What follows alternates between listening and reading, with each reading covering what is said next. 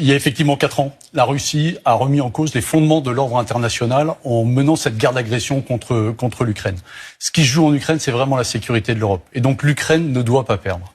Quand on regarde en mer ce qui se passe, l'Ukraine a réussi à repousser en fait les forces russes en mer Noire, a réussi à couler la Moskva, et elle se trouve finalement avoir perdu pas mal de ses accès en Syrie, à Sébastopol, et également sous stress en Baltique. Donc en fait, la Russie a beaucoup perdu en mer aujourd'hui.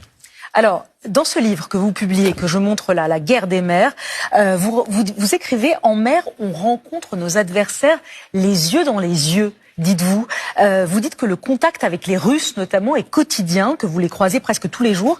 Alors d'abord, comment vous qualifiez la puissance des Russes sur les eaux, dans les mers? Ils sont forts, ils sont puissants, et est-ce qu'ils sont de plus en plus agressifs, de plus en plus menaçants avec nous? Alors, les Russes, effectivement, vous avez raison, on les rencontre en mer très régulièrement. Il faut savoir qu'à peu près un bateau ou un sous-marin russe passe le long de nos côtes chaque semaine. Et donc, ils ont des comportements différents en fonction des zones. En mer Baltique, ils sont plutôt très agressifs, avec des comportements, que ce soit les aéronefs ou que ce soit leurs bateaux, contre nos unités, qui marquent vraiment des limites et des comportements jugés inacceptables en réalité.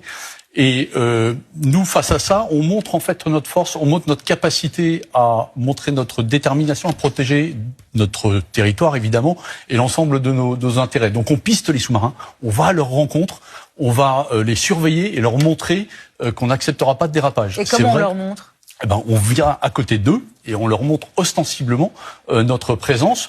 Et on leur demande de s'éloigner quand on estime qu'ils sont trop près. C'est vrai avec les bateaux de surface, c'est vrai avec les sous-marins en Atlantique qu'on voit pas toujours très bien.